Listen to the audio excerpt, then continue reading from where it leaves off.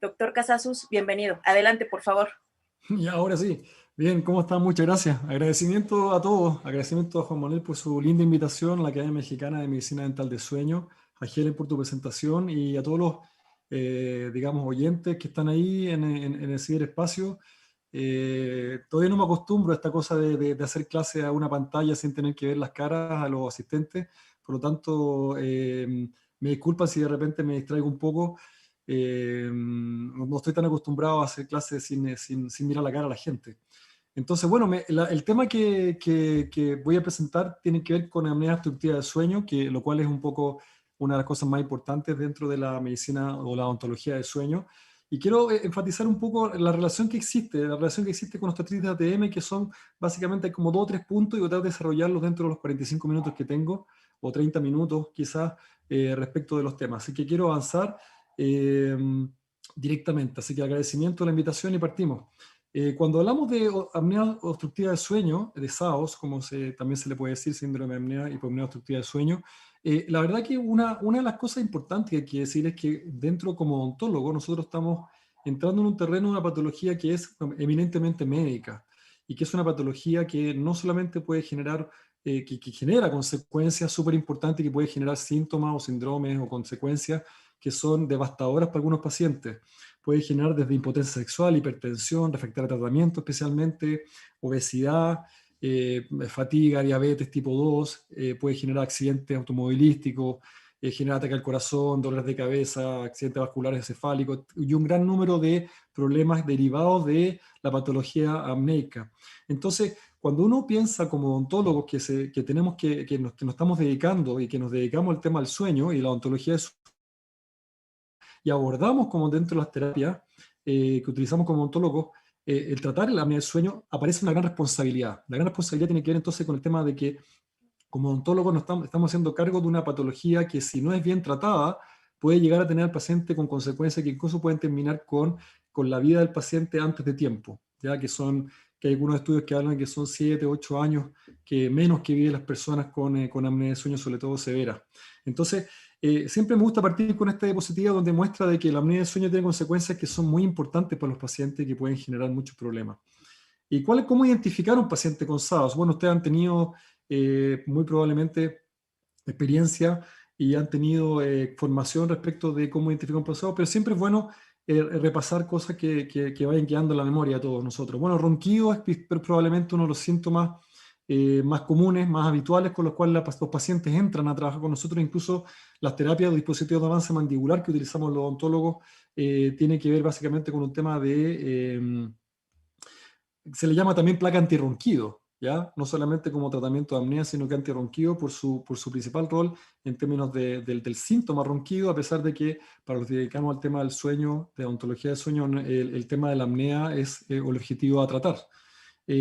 Aparte de los ronquidos, podemos tener un paciente que tenga somnolencia durante el día aumentada, ¿cierto? Lo cual se ve en horarios, como por ejemplo en este caso, una persona que está en una conferencia y está durmiendo, o está en el cine y está durmiendo. El tener reporte de sueño no reparador, el tener diafuresis nocturna, ¿cierto? Que es uno de los síntomas que uno debe dirigidamente preguntar si acaso el paciente tiene si el paciente transpira o durante el sueño. Si tiene nicturia, esta cosa de ir al baño a hacer pipí, ¿cierto? A orinar, porque básicamente se despierta varias veces y varias veces va al baño y se sabe que tiene que ver con una serie de hormonas que se secretan en el corazón y que tienen que ver con este asunto diurético que afecta tanto a niños como a adultos, ¿cierto? En el niño se llama, la nicturia es más que nada una suerte de enuresis donde los niños no son capaces de controlar el esfínter, sino hasta más tardíamente. Y por otra parte también tenemos tabaco y estas apneas presenciadas que son básicamente donde el paciente puede ser observado, que se ahoga, que deja de respirar, que tiene periodos de apnea, ¿cierto? Y que aumentan obviamente la probabilidad pretest antes de un test de sueño, de que el paciente presente apnea de sueño al tener esta apnea presencial. Estos son síntomas, ¿cierto? Pero nosotros como odontólogos, aparte de preguntar, tenemos la capacidad de poder observar cosas en el territorio maxilofacial. Y así donde tenemos que básicamente cuando vemos un paciente que tiene una macroeurosia relativa, ¿por qué se dice relativa? Porque habitualmente las lenguas son de un tamaño normal, pero no caben dentro de la boca. Y como no caben dentro de la boca, la única posibilidad que tienen, o una de las pocas posibilidades que tienen, es que se vayan hacia atrás, a hacerlo a la faringe. Y por eso que entonces comienzan muchas veces a obstruir o hacen que el paladar blando también suba y también comienzan a obstruir mecánicamente la vía aérea, que es uno de los mecanismos que tenemos de apnea, ¿cierto? Probablemente uno de los más importantes, pero no es el único. Otra forma de poder saber si un paciente tiene o no es saber que si un paciente tiene obesidad, o sea, que tiene índice de masa corporal sobre 30 kilogramos por metro cuadrado. Obviamente es un paciente que está más en riesgo de tener apnea. Uno puede hacer eso con una medición con el iPhone o con el celular, uno puede calcular básicamente ese ítem. También se observa, es bueno observar pacientes con palares blandos, largos, ¿cierto? El cual se puede medir mediante una clasificación de Mallampati, donde básicamente sabemos que los pacientes que están en clase 3 o 4 de Mallampati son pacientes que están más en riesgo de tener apnea de sueño obstructiva, ¿cierto? Esta misma clasificación se ha modificado por Friedman, ¿cierto? Con otorrino, para básicamente la predicción del éxito de su terapia, que es una clasificación que se basa un poco en Mallampati. La diferencia es que la clasificación de Friedman, la lengua está dentro de la boca, pero básicamente sigue siendo los pacientes 3 y 4 los más comprometidos desde el punto de vista de poder tener riesgo. También observamos también la presencia o no y el tamaño de las tonsilas, de las amígdalas, y el mismo Friedman también generó una clasificación donde básicamente las tonsilas grado 1 son las que están detrás de los pilares. Cuando ya se comienzan a observar, se habla en clase 2, cuando ya están próximas a acercarse, se extienden más allá de los pilares y están próximas a la línea media, pero sin tocarse, hablamos de 3, y cuando ya se tocan, hablamos de un grado 4. Grado 3 y grado 4 que se asocian con apnea obstructiva de sueño. Fíjense como en este caso que tiene en esta fotografía donde tenemos un paciente con Friedman 3. También en el fondo nos fijamos si acaso el paciente tiene perímetro cervical, por ejemplo, mayor de 40 en el caso de mujeres, o periodo cervical en hombres mayor de 43 centímetros, que puede ser una de las formas que podemos tener como odontólogos de identificar un paciente de su apnea de sueño. Pero quizás las cosas más características que nosotros como odontólogos, y especialmente los que nos dedicamos como especialistas al ámbito de los trastornos temporomandibulares, es el ámbito de las malformaciones o las alteraciones craneofaciales. Y ahí es donde básicamente nosotros observamos que los pacientes con apnea obstructiva de sueño habitualmente tienen un perfil característico y tienen características faciales que vamos a detallar a continuación, porque son súper importantes y que tienen que ver con el tema que estamos tratando, que es el tema de la osteoartritis. Entonces, cuando se han hecho revisiones, esta es una revisión del año 2016 sistemática respecto a cuáles son las características no faciales que presentan los pacientes con apnea obstructiva de sueño, aparecen estas características que son fundamentales y que son bastante, para nosotros los odontólogos, bastante, que estamos entrenados de alguna forma para poder observar. Entonces, ¿qué es lo que vemos? Una de las características, una de las conclusiones de este estudio tiene que ver entonces con el aumento de la altura facial inferior y con un crecimiento rotacional, un crecimiento patrón de cara alargada, ¿cierto? Longíneo, que tiene que ver con este asunto de un crecimiento que se le llama rotacional posterior, donde básicamente la cara, en vez de crecer hacia abajo y hacia adelante, crece básicamente con un patrón horario, va con un crecimiento rotacional posterior, y por lo tanto el paciente entonces presenta una cara alargada. Y eso es lo que dice que es un aumento de la altura facial inferior, que básicamente medido con Rickets, que es una altura que es una medición cefalométrica, ¿cierto? Donde mide básicamente que esta distancia está aumentada en desmedro de los otros mitades de cara o tercios del rostro. También la posición más inferior del yoides, que aquí no se ve obviamente, y una disminución del espacio de la vía aérea, que también se puede observar con cefalometría después de una teleradiografía de perfil. Esas son las características más marcadoras. Hay otras que también se pueden asociar y que tienen que ver con el tamaño relativo, donde hablamos de una birretrusión maxilomandibular, tanto el maxilar superior y el maxilar inferior están más retruidos. También existe pero básicamente, ¿cuál es la idea? La idea es que los pacientes con perfil de características faciales de apnea de sueño son pacientes que tienen cara larga, que tienen eventualmente un ángulo coníaco aumentado, que tienen una retroposición maxilomandibular. Fíjense cómo este mentón está extremadamente retruido, y comparado con esta figura que es la misma paciente después de una cirugía ortognática, donde la paciente queda con un perfil más equilibrado, donde los perfiles están más asociados a distintas angulaciones que todos conocemos como odontólogos y que en el fondo muestran un rostro mucho más armónico y no un rostro con un crecimiento más rotacional posterior. Entonces, cuando hablamos de apnea de sueño, básicamente existe un factor, que es un factor que se dice que está presente en prácticamente el 100% de los pacientes apneicos, que tiene que ver con la anatomía que está disminuida. Es decir, el crecimiento craneofacial está disminuido prácticamente en el 100% de los pacientes apneicos. La diferencia está en la variación de magnitudes. Ese es el territorio, ese es el terreno que tienen los pacientes con apnea de sueño, donde básicamente el crecimiento craneofacial juega un rol preponderante. A esa anatomía disminuida se pueden agregar otros factores que tienen relación con factores, por ejemplo, del loop gain, que tiene que ver con factores ya más del proceso mismo de ventilación, o con procesos de alteraciones de la musculatura, o eventualmente otros procesos que tienen que ver con todo, básicamente con el loop gain, con el tema de la planta o de la fuerza, la respiración, etcétera, etcétera, que básicamente tiene que ver con las resistencias pasivas que entregan los tejidos. Entonces, básicamente, la apnea obstructiva del sueño se da en un territorio donde tenemos un continente, que es el que aloja a los contenidos que están dentro de la cara, que está disminuido. Producto de eso, la lengua queda chica, producto de eso, los tejidos blandos quedan chicos, y todo queda chico porque tenemos una estructura que está reducida. Es muy importante entender eso porque eso es la base sobre la cual funcionan después terapias como vamos a ver, que son las terapias de dispositivos de avance mandibular. Estoy haciendo una introducción y todo porque vamos a llegar al punto de la osteoartritis, chicos, no se preocupen, ¿ya? Nos quedan 5 minutos de introducción para poder construir un poco la osteoartritis para el tema que estamos hablando. Entonces, la fisiopatología de la apnea del sueño, una de las cosas más importantes que tiene que ver entonces con que en un individuo sano tenemos un continente que aloja un contenido, el cual presenta entonces una vía aérea que está de tamaño normal. Ahora, tal como vimos, los pacientes con apnea del sueño, prácticamente el 100% de ellos presenta un continente que está disminuido. ¿Qué significa eso? Que tiene características faciales que hacen que el crecimiento maxilofacial esté más bajo, por lo tanto todo queda apretado. Y como queda todo apretado entre este continente, tenemos básicamente que la vía aérea, que es una construcción que está dada por tejidos blandos, básicamente, ¿cierto? Queda básicamente estrecha. Entonces los pacientes con apnea de sueño presentan un continente disminuido, un contenido aumentado desde el punto de vista relativo y por lo tanto una vía aérea más estrecha desde el punto de vista anatómico. Entonces, este continente que está disminuido se relaciona especialmente con un menor desarrollo de crecimiento craneofacial. Y esto puede observarlo uno tanto en niños como en adultos.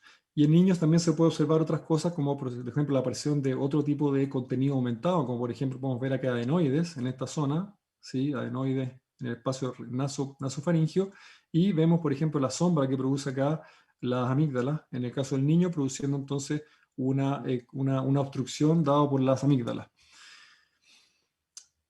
Sabemos, hay algunos estudios antiguos, que tienen más de 20, 25 años, donde muestran que básicamente niños respiradores bucales, solamente estudios incluso en monos o en otro tipo de animales, muestra básicamente que el taponar una nariz, hacer que el niño no respire por la nariz y que respire por la boca, va generando un patrón de crecimiento rotacional posterior.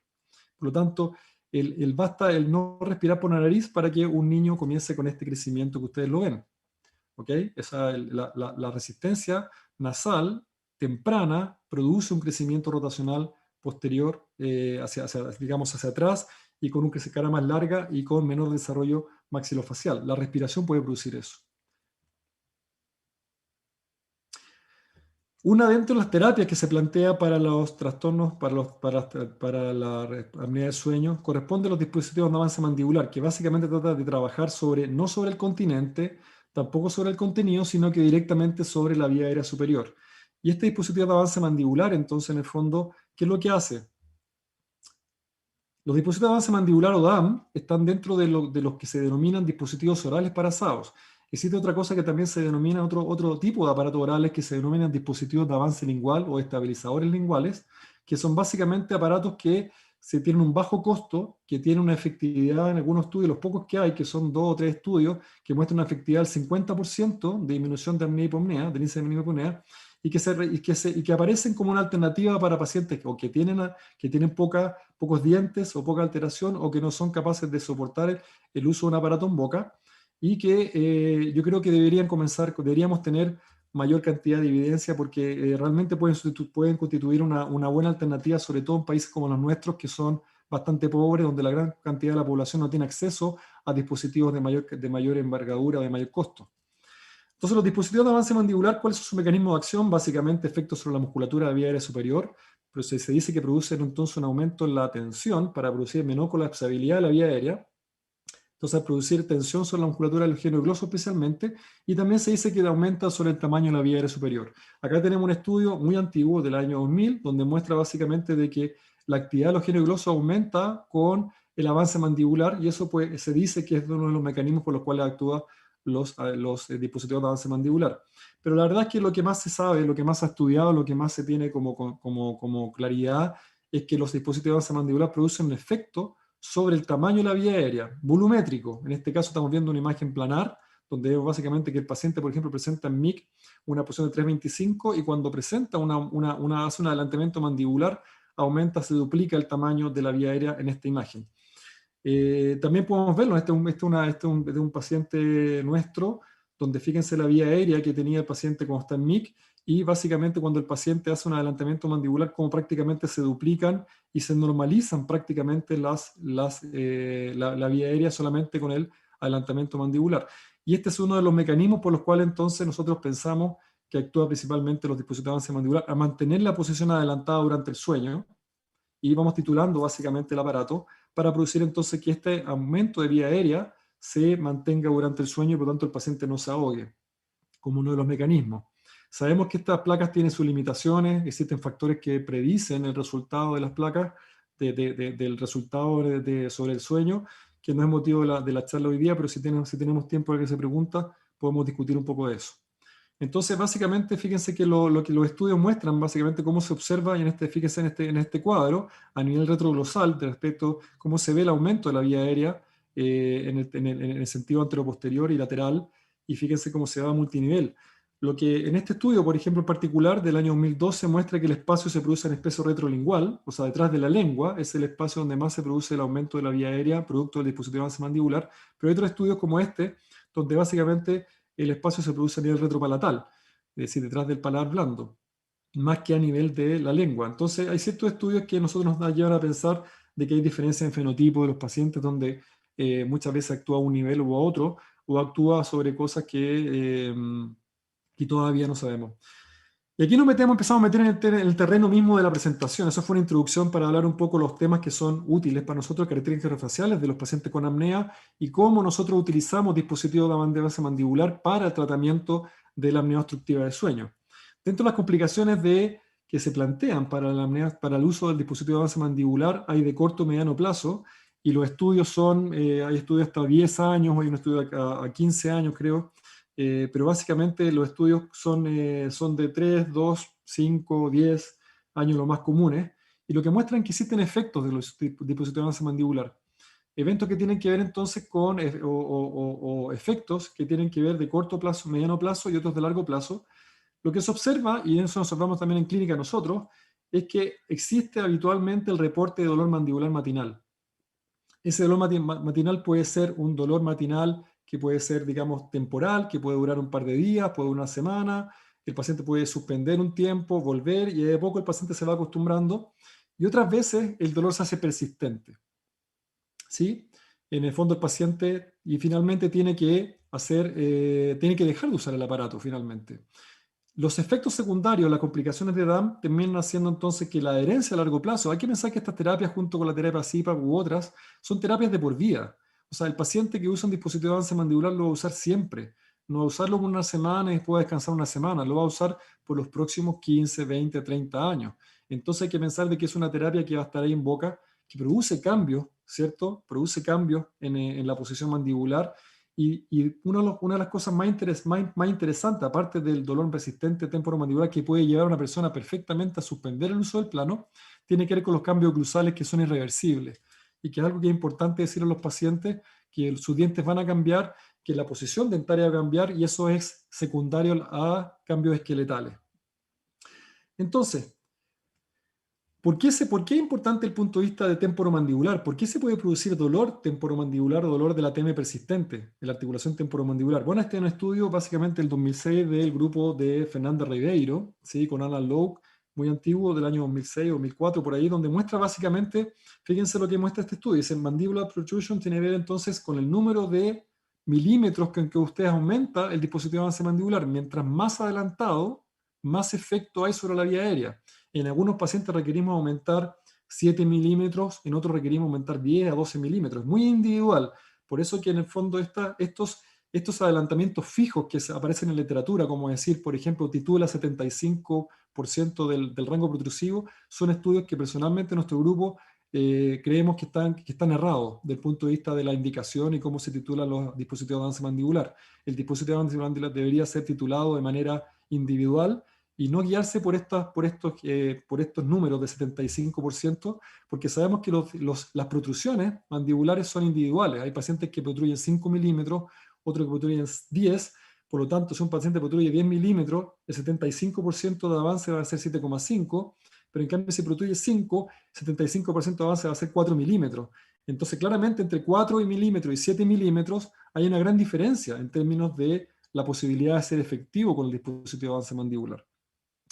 Si tenemos tiempo y alguien que quiere que abordemos ese aspecto, lo podemos seguir haciendo. Pero ¿qué nos muestra esto? Nos muestra básicamente de que cuando ustedes van haciendo, a medida que aumenta la protrusión, la titulación del aparato, lo que vemos es que básicamente el paciente, el cóndilo mandibular va desalojándose o va saliendo de la cavidad glenoidea. Y lo va haciendo entonces, al igual que la apertura bucal. Sabemos que desde el punto de vista de la artrodinamia, tanto la apertura bucal como la protrusión generan básicamente una posición, son muy parecidos en términos condilares, salvo por el porcentaje de rotación versus traslación, pero básicamente generan que los cóndilos se salgan de la cavidad glenoidea y los hacemos funcionar a los pacientes en una posición desalojada, no está en una posición con el cóndilo en su posición durante la noche, sino que está en una posición adelantada durante horas de horas, durante día tras día, durante meses y meses y años y años. Por lo tanto, entonces tenemos que estar clarísimos respecto de cuál es la posición condilar en la cual el paciente queda después de usar, cuando está utilizando un dispositivo de avance mandibular. La pregunta es, si yo llevo la mandíbula hacia adelante, ¿dará lo mismo si tengo un cóndilo sano o si tengo un cóndilo enfermo? ¿O esta posición adelantada durante mucho tiempo generará problemas temporomandibulares o los mejorará? Esas son cosas que en la literatura se han ido cuestionando en los últimos 20 años y que son cosas que vamos a revisar a propósito de una revisión sistemática hecha por el grupo Jeffrey Okeson, ¿cierto? El profesor Okeson de la Universidad de Kentucky. Y la pregunta que ellos se plantean es si acaso efectivamente los DAM pueden producir trastornos temporomandibulares. Y los efectos del avance mandibular sobre la unidad obstructiva del sueño en trastornos temporomandibulares. ¿Qué es lo que nos dice? Son básicamente 2 estudios los que fueron incluidos, con distintos métodos diagnósticos, tanto GEL como RCTMD, básicamente otros que son de por cuestionario, con distintas medidas de seguimiento, 6 meses, 24 meses, 36 meses, hasta 72 meses, y básicamente se trata de ver en el fondo cuáles de esos pacientes, si efectivamente al usar dispositivo de avance mandibular puede generarse un daño en la articulación temporomandibular. ¿Qué es lo que nos dice? Los estudios dicen que son 2 estudios incluidos, de los cuales hubo 7 estudios donde hubo pacientes que suspendieron el uso de DAM por dolor asociado a trastornos temporomandibulares. Entonces, ¿qué es lo que nos dice estos estudios? Primero nos dice de que, para resumirlo un poco, de que en general los pacientes cuando usted agarra a un paciente que está sano, que no tiene una patología temporomandibular evidente, usted hace un examen físico funcional, le hace que en movimiento, hace test de carga sobre la articulación temporomandibular, es una serie de pruebas, y si el paciente, por ejemplo, está completamente asintomático y no tiene ningún tipo de dolor a las pruebas de carga, por ejemplo, ese paciente probablemente está en menos riesgo, en mucho menos riesgo de tener algún tipo de trastorno o de generación de dolor postoperatorio. ¿Cuál es el consenso para nosotros? El consenso para nosotros es que estos 7 pacientes que suspendieron el uso de DAM por dolor asociado no debiera ser sorpresa. Es decir, si yo hago un examen físico funcional y detecto anomalías, detecto que el paciente presenta dolor a la compresión, dolor a la palpación intrameato, dolor a la palpación muscular, disminución de la velocidad del movimiento o del rango de movimiento o presencia de ruidos que son bastante fuertes como un tipo POP, podemos asumir que ese paciente presenta problemas. Por lo tanto, a ese paciente vamos a tener que estudiarlo de mejor forma y no va a ser cosa de llegar y mandar a poner un dispositivo de avance mandibular y después ver si el paciente aparece dolor o no. Para nosotros, cuando a un paciente se le coloca un dispositivo de avance mandibular y sabemos que tiene trastornos temporomandibulares, lo que se recomienda es hacer en fondo un tratamiento previo antes de instalar un dispositivo de avance mandibular y cruzar los dedos. Es decir, le decimos al paciente, mira, hicimos un tratamiento, vamos a intentarlo, pero ojalá que tu cuerpo sea capaz de resistir el uso de un dispositivo de avance mandibular. Entonces, no debiera ser como estos estudios donde muestran de que, oh, sorpresa, apareció un dolor con un paciente con dolor, sino que debiera ser básicamente previsto de que el paciente va a tener algún tipo de trastorno temporomandibular o de dolor temporomandibular per se. Una de las cosas más interesantes tiene que ver con lo siguiente. Fíjense que este es un estudio, por ejemplo, del grupo de Cibel del Fabro, el grupo brasileño, que muestra básicamente que son ejercicios, fíjense, ejercicios de mandibulares para la prevención de trastornos temporomandibulares con la terapia de Adam. Fíjense lo interesante, ellos dijeron, veamos si a lo mejor hay pacientes que efectivamente presentan dolor post, entonces veamos si al indicar ejercicios mandibulares, veamos si los pacientes presentan menos dolor o menos molestia. ¿Qué es lo que se observa? Se observa básicamente que en el grupo control, el grupo con terapia de soporte, básicamente que con 75% de avance, ¿se acuerdan o no? Dice 75% de avance, que no nos gusta ese tipo de estudios, que hay un avance fijo. ¿Y qué es lo que vemos? Vemos básicamente que los pacientes la primera semana muestran que en la primera semana no tenían dolor, a la cuarta semana prácticamente no tenían dolor y a la 12ª semana tampoco. Los pacientes que partieron también primera semana sin dolor y prácticamente no hay dolor después. ¿Qué nos quiere decir esto? Lo que nos dice es que si un paciente no presenta signos y síntomas, es muy probable que ese paciente no presente dolor. Fíjense que los criterios de inclusión de este estudio fueron la ausencia, y esto es un dato interesante, por favor quiero que lo dejen grabado en su memoria, dice la ausencia de signos y síntomas basados en criterios de RDCTMD o de CTMD, que es el criterio más actual, ¿cierto? La ausencia de signos y síntomas nos lleva entonces a que ese paciente no tenga problemas después. Pero ojo con eso, quiero que lo tengan en su mente porque lo vamos a discutir si efectivamente la presencia o no de ausencia de signos y síntomas es realmente algo que tenemos que confiar o no. La clasificación de 2014 de CTMD, es cierto que la clasificación más actual desde el punto de vista científico, muestra de que existe una patología que dentro de los trastornos temporomandibulares, por eso que este estudio habla de trastornos temporomandibulares, pero ¿cuál es el problema que tenemos? Que hay muchos trastornos temporomandibulares, Entonces, en el fondo, cuando se hacen revisiones sistemáticas, lamentablemente se toma el dolor temporomandibular como una cosa que está presente en todos, y sabemos que todos los diagnósticos específicos de trastornos temporomandibulares hay muchos que son diferentes unos de otros. Y fíjense entonces, en este estudio, lo que decía antes, eran pacientes asintomáticos, y el problema que tenemos cuando uno hace estudios con DCTMD, que DCTMD lo que nos pide es que haya la presencia de decrépito temporomandibular para poder diagnosticar osteoartritis y osteoartrosis. Es decir, usted tiene que ser capaz de detectar crépito. ¿Cuál es y entrar en un terreno de la osteoartritis nosotros? Fíjense lo que vemos. Este es un paciente al lado izquierdo,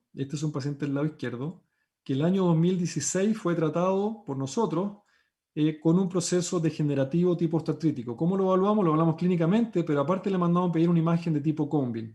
¿Y qué es lo que vemos? Vemos básicamente que existen erosiones, que existe en este caso un osteofito, existen cambios de pérdida de volumen condilar leve, y básicamente fíjense que el paciente, cuando llegó el año 2020, estaba completamente asintomática. Paciente asintomática en 2020, post-tratamiento de osteoartritis el año 2016. Lo que significa entonces que el 2016 tenía un proceso osteoartrítico, que lo tratamos, estuvo 4 años sin dolor, cuando llegó al control andamos a tomar un escáner, y lo que vemos en el escáner es que la articulación presenta un agravamiento del punto de vista imaginológico.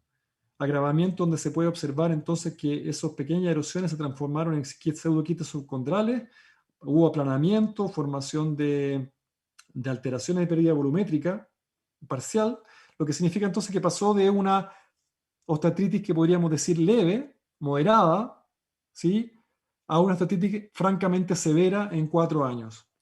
Y este es un paciente asintomático. Este es un paciente que va a llegar a una consulta, usted le va a decir, abre la boca 40 milímetros, 45 milímetros, no le duele, reporta que lleva 4 años sin dolor, pero cuando usted va a ver la imagen, se da cuenta que ese paciente presenta un daño articular severo.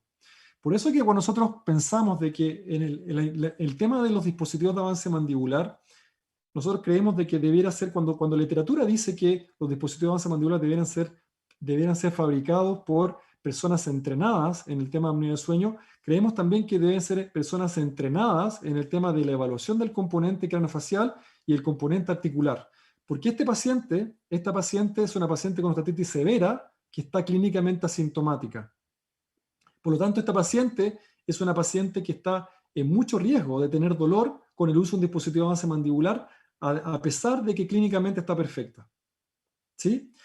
Por eso que es importante, nosotros siempre decimos de que los dispositivos de avance mandibular y la medicina dental de sueño, los países donde exista la especialidad en trastornos temporomandibular orofacial, son ellos los especialistas, y si no hay la especialidad en esos países, debería ser entonces el especialista, un especialista formado que al menos tenga competencias en diagnóstico del sistema, del sistema estomatognático, especialmente en las patologías que pueden afectarlo. Entonces, es producto de esto que el doctor Okeson, dentro de su revisión sistemática, dentro de los temas que él coloca, dice que los practical points son la presencia de signos de síntomas de TM no es una razón para contraindicar el uso de DAM. Estamos de acuerdo con eso. Pacientes que presentan trastornos temporomandibulares no contraindica el uso de un dispositivo de avance mandibular, pero sí debería ser tratado previamente, y de ahí cruzar los dedos, porque no sabemos. Hay algunos pacientes que nosotros tratamos que después son capaces de soportar perfectamente el dispositivo de avance mandibular, y hay otros pacientes que no. Pacientes que a la semana comienzan con dolor, se les suspende, y cada vez que intentan usar el aparato comienzan nuevamente con dolor.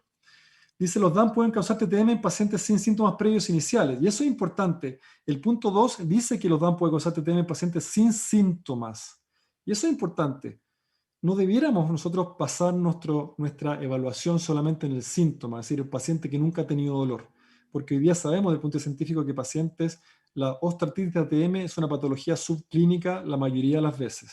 Por lo tanto, hay que hacer exámenes específicos, físicos específicos, para detectar dolor temporomandibular, y paciente que va a ser sometido a un dispositivo de avance mandibular y que ha tenido algún antecedente de ruidos, de trabamientos, de dolor alguna vez en la historia, esos pacientes con mayor razón tienen que ser sometidos a algún tipo de evaluación imagenológica, ya sea con TAC tipo Combin o con resonancia magnética. Y aquí está el punto 3 del que muestra la revisión, que dice un especialista en TTM debiera ser quien monitoree cercanamente paciente usando DAM. Esto es importante, o sea, los cambios que nosotros vimos en ese paciente en 4 años pasó de una apnea leve, o sea, perdón, de una osteoartritis leve a moderada a una osteoartritis francamente severa, y por lo tanto los que debemos estar ahí presentes son los especialistas en TTM y DOF, y cuando no exista, un especialista que esté básicamente formado para poder hacer ese tipo de seguimiento. Pero aquí los quiero meter en otro punto que para mí yo creo que es el punto clave de la presentación de hoy día. Y tiene que ver con cuáles son las consecuencias de que una persona tenga apnea obstructiva del sueño. La apnea obstructiva del sueño podrá ser consecuencia o podrá ser un factor importante producido, ¿no?, por la osteoartritis ATM. Es decir, la apnea del sueño podría ser secundaria a la osteoartritis ATM, y es un punto que el cual voy a abarcar los últimos. ¿Cuánto tengo? Me quedan 20 minutos, me quedan 10 minutos, ¿no? ¿Cuánto me quedan? Sí, doctor, quedan 10 minutos. 10 minutos y te puedes colgar 5 y disminuimos el tiempo de preguntas, no hay problema. Excelente, no hay problema. Voy a andar rápido, si el punto es bastante claro el que quiero hacer. Fíjense lo siguiente, dicen que entonces la pregunta es, ¿la osteoartritis de ATM qué es lo que es? La osteoartritis de ATM tenemos que dividir básicamente la osteoartritis en dos tipos de cuadros. Uno que se llama osteoartritis primaria, que es una poliartritis que ocurre con la edad, ¿cierto? Que ocurre con la edad, con deficiencia de estrógeno, pacientes que tienen climaterio, que tienen menopausia precoz, algunas que son genéticamente inducidas por algunos genes que hacen que unas mujeres más jóvenes tengan esta poliartritis, o también relacionado obviamente con el envejecimiento, donde tenemos más susceptibilidad a tener. Entonces tenemos la osteoartritis primaria, que es básicamente una poliartritis. Podemos tener pacientes que tienen artrosis de cadera, en distintos lugares, y que están relacionados con procesos de envejecimiento genéticos y estrógenos. Pero existe otra cosa que se denomina osteoartritis secundaria. Y secundaria para nosotros en el tema de la articulación temporomandibular tiene que ver básicamente con un tema de inflamación crónica. Es decir, por ejemplo, un paciente como en este caso que tiene una luxación discal sin reducción con un proceso inflamatorio asociado a eso, y que comienza poco a poco a afectarse la capa de fibrocartílago. Fíjense que la enfermedad de osteoartritis es una enfermedad del fibrocartílago, no es una enfermedad necesariamente ósea, sino que en etapas más posteriores comienza a aparecer entonces daño en los componentes óseos, o componentes articulares de otro tipo. Pero ¿por qué es importante decirle esto? Porque cuando nosotros evaluamos un TAC y vemos que existe algún tipo de daño en el TAC, ya estamos llegando muy tarde, porque la enfermedad del fibrocartílago articular. ¿Sí? Ese concepto quiero que lo tengan bien en su cabeza. La ostatitis ATM puede progresar, entonces fíjense que este paciente es un paciente que presenta una articulación se ve bastante bien del punto de vista, podríamos decir que tiene un pequeño engrosamiento de la cortical ahí, que ya para nosotros ya nos llama la atención de que puede haber algo ahí, y fíjense que ese paciente podemos pasar a tener una erosión o una pérdida de volumen condilar, podemos llegar a tener esto, que son pseudoquistes subcontrales, ¿sí? Disminución de espacios, o sea, fíjense que la progresión puede ir pasando y sabemos, no tenemos mucha claridad de cuánto tiempo se demora en pasar de un estadio a otro, hasta llegar a esto, que nosotros lo llamamos el estadio tardío, donde ya tenemos pérdida de volumen completa, de volumen condilar, donde tenemos básicamente un paciente que no tiene cóndilo. Desde esa mínima alteración hasta esto pueden pasar 15, 20 años. Y no sabemos muy bien cuáles son los factores que están en relación, pero sí sabemos que hay factores que están relacionados con la biología. Por eso que la osteoinmunología, que son cosas que no tenemos tiempo de conversar hoy día, pero me gustaría que se quedaran con la idea de que la ostatitis de ATM es un fenómeno biológico, que no es mecánico, no tiene que ver con la forma en cómo se construye la cara, sino que básicamente tiene que ver con un fenómeno interno, biológico, relacionado con la alteración. Fíjense que eran los primeros reportes de una osteoartritis, o sea, de una obstrucción de la vía aérea superior, producto de alguna alteración de la articulación temporomandibular, no es nuevo, del año 88, el año 86, aparecen los primeros reportes en literatura escandinava, básicamente en Suecia, donde comienzan a aparecer, básicamente dice, obstrucción de la vía aérea, producto de la artritis reumatoidea y destrucción de la articulación temporomandibular.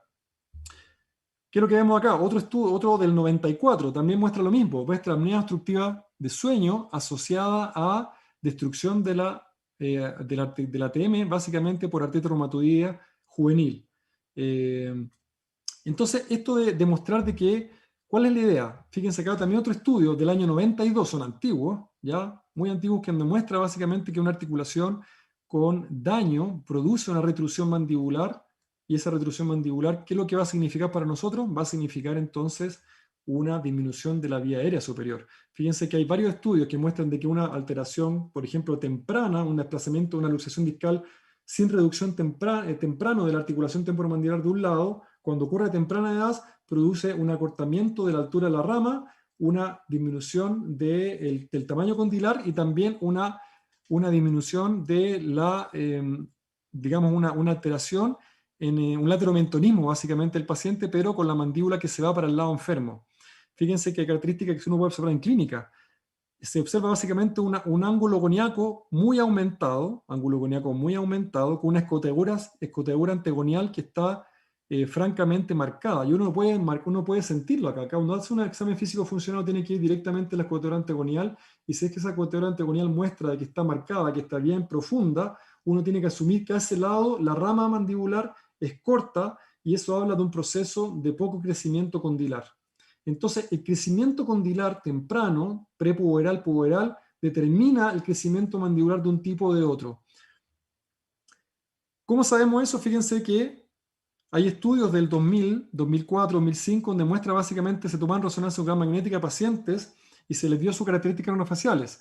Y lo que se observa es que los pacientes que presentan osteoartritis temporomandibular presentan cambios craniofaciales que son exactamente los mismos de los pacientes que presentan apnea de sueño.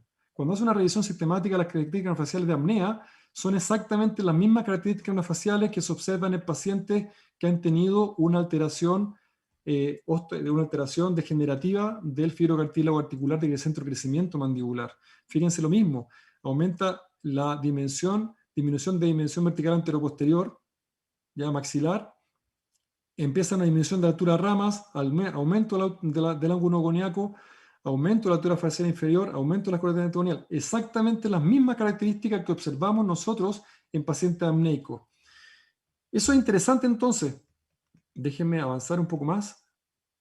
Porque sabemos, cuando vemos un paciente así hoy día nosotros, vemos un paciente con características faciales, lo que vemos básicamente son dos cosas. Y eso es lo que me encantaría que se fueran de esta charla viendo esto. Cuando tenemos un paciente que tiene esta cara, yo automáticamente pienso en dos cosas. Pienso en apnea de sueño y pienso en osteoartritis de ATM. Pienso en inflamación crónica temporomandibular o alguna alteración de la articulación temprana. Esto de la alteración craneofacial, secundario a alteración temporomandibular, tampoco es algo tan raro. Fíjense que los pacientes que tienen luxaciones discales en reducción presentan un crecimiento, en niñas de 15 años son estos, presentan un crecimiento rotacional hacia atrás mayor. Alguien puede decir lo siguiente, porque hay estudios que muestran de que está asociada la osteoartritis de ATM, está asociada entonces con mordida abierta esqueletal, por ejemplo. Entonces la gran pregunta que surge siempre es, ¿la mordida abierta esqueletal, el tener una mandíbula pequeña, es la que hace que uno tenga una articulación temporomandibular artrósica o es al revés? Los estudios que hay, y que obviamente no podemos hacer en ser humanos, sino que en conejos, muestran básicamente de que desplazamiento discal, luxación discal generado quirúrgicamente en conejos, lo que muestra básicamente es una disminución del crecimiento mandibular desde el punto de vista anteroposterior y un aumento del crecimiento vertical. Básicamente un 19% menos, al hacer una luxación discal sin reducción quirúrgica, hace que cuando pasan de niños a adolescentes hay un 20% menos casi de crecimiento mandibular en términos horizontales.